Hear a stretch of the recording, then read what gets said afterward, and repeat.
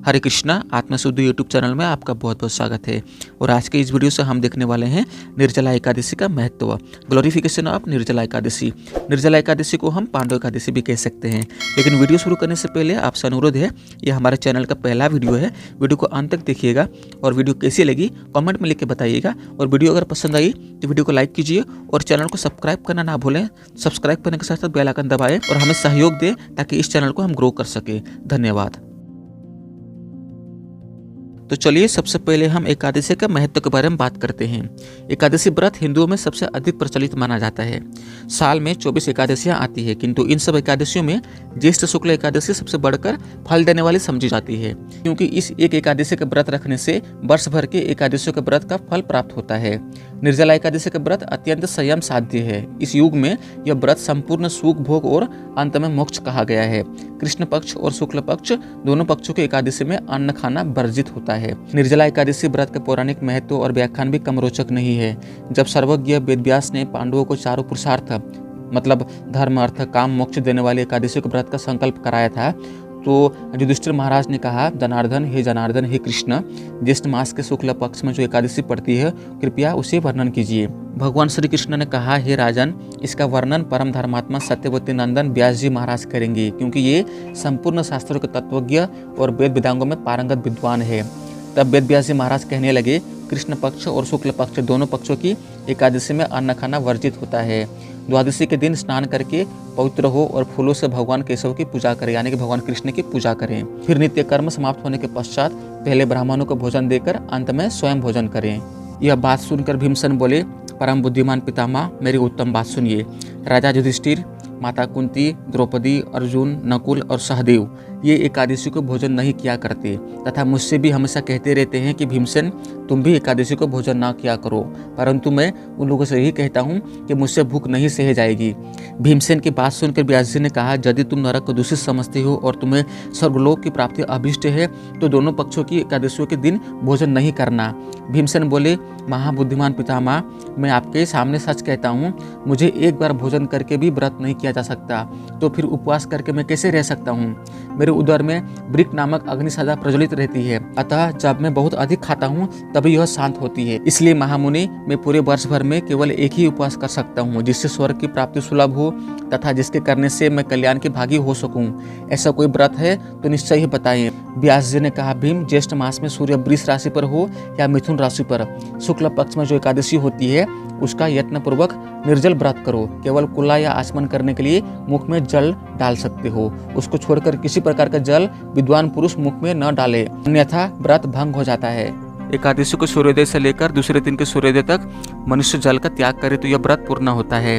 तदंतर द्वादशी को प्रभात काल में स्नान करके ब्राह्मणों को विधि पूर्वक जल और स्वर्ण का दान करे। इस प्रकार सब कार्य पूरा करके जितेंद्रिय पुरुष ब्राह्मण के साथ भोजन करते हैं। वर्ष भर में जितनी एकादशियां होती है उन सब का फल निर्जला एकादशी के सेवन से मनुष्य प्राप्त कर लेते हैं।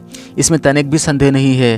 शंख चक्र गदा धारण करने वाले भगवान केशव ने मुझसे कहा था, यदि मानव सब कुछ छोड़कर एकमात्र मेरी शरण में आ जाए और एकादशी को निराहार रहे तो वह सब पापों से छूट जाता है। एकादशी व्रत करने वाले पुरुष के पास विशाल काय, विकराल आकृति और काले रंग वाली दंड पासधारी भयंकर यमदूत नहीं जाते। अंतकाल में पीताम्बरधारी, सौम्य स्वभाव वाले, हाथ में सुदर्शन धारण करने वाले और मन के समान वेगशाली विष्णुदूत आखिर इस वैष्णव पुरुष को भगवान विष्णु को धाम में ले जाते हैं। अतः निर्जला एकादशी को पूर्ण यत्न करके उपवास और श्री हरि का पूजन करनी चाहिए। स्त्री हो या पुरुष, यदि उसने मेरु पर्वत के बराबर भी महान पाप किया है तो यह सब एकादशी के प्रभाव से भस्म हो जाता है। जो मनुष्य उस दिन जल का नियम का पालन करता है वह पुण्य का भागी होता है। उसे एक एक प्रहर में कोटि कोटि स्वर्ण मुद्रा दान करने का फल प्राप्त होता सुना गया है। मनुष्य निर्जला एकादशी के दिन स्नान, दान, जप, होम आदि जो भी कुछ करता है वह सब अक्षय होता है। यह भगवान श्री कृष्ण का कथन है। निर्जला एकादशी को विधि पूर्वक उत्तम रीति से उपवास करके मानव वैष्णव पद को प्राप्त कर लेते हैं। जो मनुष्य एकादशी के दिन अन्न खाता है वह पाप का भोजन करता है। इस लोक में वह चांडाल के समान होता है और मरने के बाद दुर्गति के प्राप्त होता है। जो ज्येष्ठ के शुक्ल पक्ष में एकादशी को उपवास करेंगे और दान करेंगे वे परम पद को प्राप्त होंगे। जिन्होंने एकादशी को उपवास किया है वे ब्रह्म हत्यारे, शराबी, चोर तथा गुरुद्रोही होने पर भी सब पापों से मुक्त हो जाते हैं। हे कुंती नंदन, निर्जला एकादशी के दिन श्रद्धालु स्त्री पुरुषों के लिए जो भी विशेष दान और कर्तव्य विहित है उन्हें सुनो। उस दिन जल में शयन करने वाले भगवान विष्णु का पूजन और जलमयी धनु का दान करना चाहिए। पर्याप्त दक्षिणा और भांति भांति के मिष्टानों द्वारा यत्नपूर्वक ब्राह्मणों को संतुष्ट करना चाहिए। ऐसा करने से ब्राह्मण अवश्य संतुष्ट होते हैं और उनके संतुष्ट होने पर भगवान श्रीहरि मोक्ष प्रदान कर देते हैं।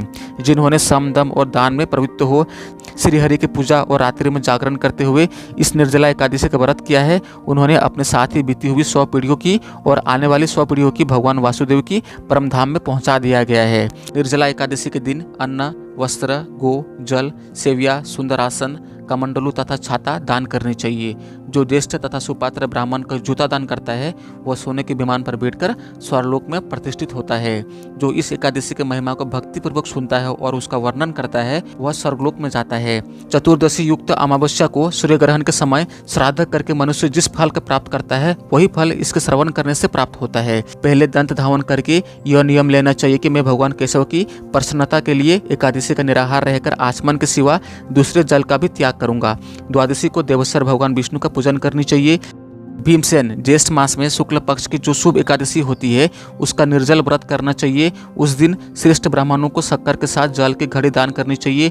ऐसा करने से मनुष्य भगवान विष्णु के समीप पहुंचकर आनंद का अनुभव करता है। तत्पश्चात द्वादशी को ब्राह्मण भोजन कराने के बाद स्वयं भोजन करें। जो इस प्रकार पूर्ण रूप से पाप नशिनी एकादशी का व्रत करता है वह सब पापों से मुक्त हो आनंदमय पद को प्राप्त होता है।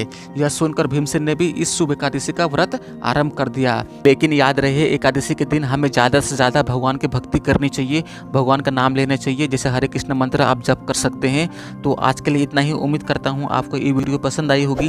वीडियो कैसी लगी कमेंट में लिख के बताइए और वीडियो को कर दीजिए लाइक। ऐसे ही वीडियो पाने के लिए आप हमारे चैनल को सब्सक्राइब करना ना भूलें। फिर मिलेंगे किसी और वीडियो के साथ। आत्मशुद्धि में आने के लिए आपका बहुत बहुत धन्यवाद। हरे कृष्णा।